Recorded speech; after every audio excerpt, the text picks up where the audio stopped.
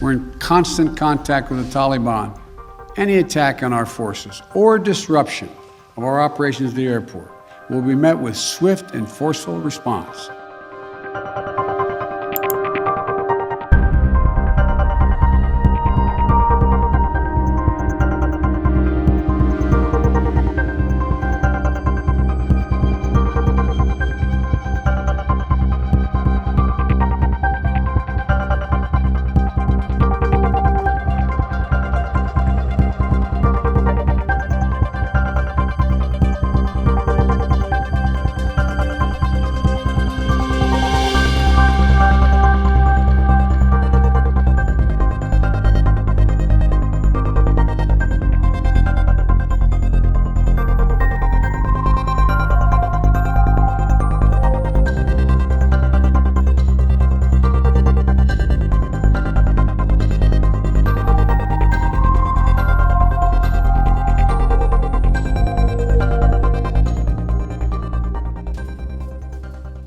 Since I spoke to you on Monday, we've made significant progress. We've secured the airport, enabling flights to resume, not just military flights, but civilian charters from other countries, and the NGOs taking out civilians and vulnerable Afghanis. And now we have almost 6,000 troops on the ground, including the 82nd Airborne, providing runway security, the Army 10th Mountain Division standing guard around the airport, and the 24th Marine Expeditionary Unit assisting the civilian departure. This is one of the largest, most difficult airlifts in history, and the only country in the world capable of projecting this much power on the far side of the world with this degree of precision is the United States of America. We've already evacuated more than 18,000 people since July and approximately 13,000 since our military airlift began on August the 14th. Thousands more have been evacuated on private charter flights facilitated by the U.S. government. These numbers include American citizens and permanent residents, as well as their families. It includes SIV applicants and their families, those Afghans who have worked alongside us, served alongside of us, gone into combat with us, and provided invaluable assistance to us, such as translators and interpreters. The United States stands by its commitment that we've made to these people, and it includes other vulnerable Afghans, such as women leaders and journalists. We're going to do everything that we can to provide safe evacuation for our Afghan allies, partners, and Afghans who might be targeted because of their association with the United States. But let me be clear. Any American who wants to come home, we will get you home. But make no mistake, this evacuation mission is dangerous. It involves risks to our armed forces, and it's being conducted under difficult circumstances. I cannot promise what the final outcome will be, or what it will be, that it will be without risk of loss. But as Commander-in-Chief, I can assure you that I will mobilize every resource necessary. And as an American, I offer my gratitude to the brave men and women of the U.S. Armed Forces who are carrying out this mission. They're incredible.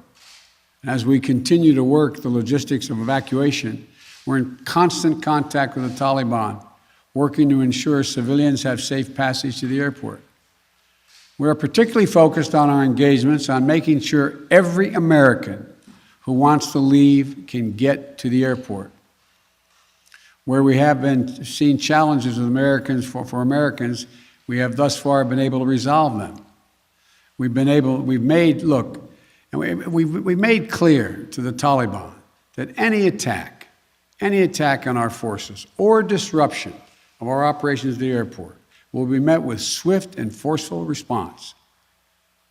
We're also keeping a close watch on any potential terrorist threat at or around the airport, including from the ISIS affiliates in Afghanistan who were released from prison when the prisons were emptied.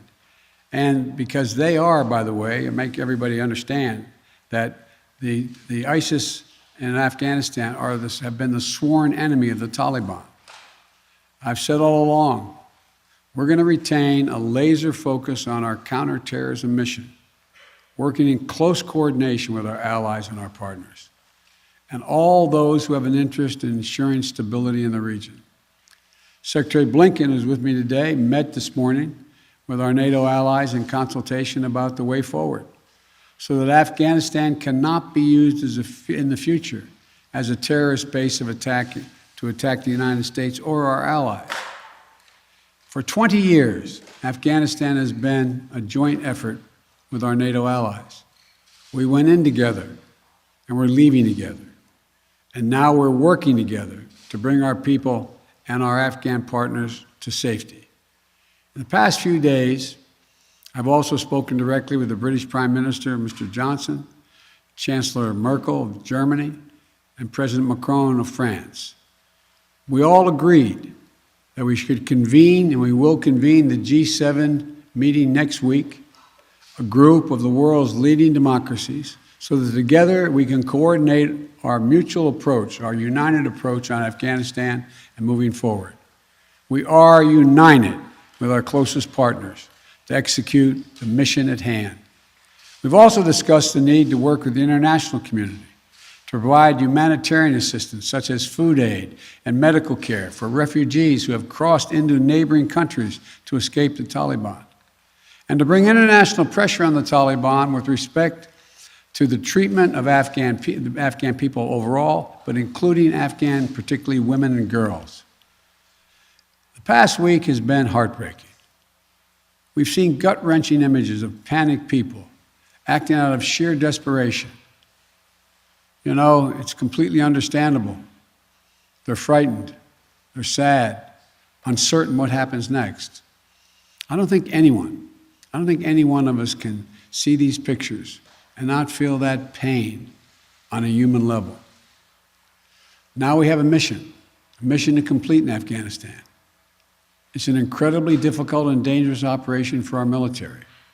We have almost 6,000 of America's finest fighting men and women at the Kabul airport. And we're putting their lives on the line, and they're doing it in a dangerous place to save other Americans, our Afghan allies, and citizens of our allies who went in with us. You know, I talk to our commanders on the ground there every single day, as I just did an hour or so ago. And I made it clear to them that we'll get them whatever they need to do the job. They're performing to the highest standard under extraordinarily difficult and dynamic circumstances. Our NATO allies are strongly standing with us, their troops keeping sentry alongside ours in Kabul, as is the case whenever I deploy our troops into harm's way. I take that responsibility seriously. I carry that burden every day, just as I did when I was vice president and my son was deployed to Iraq for a year.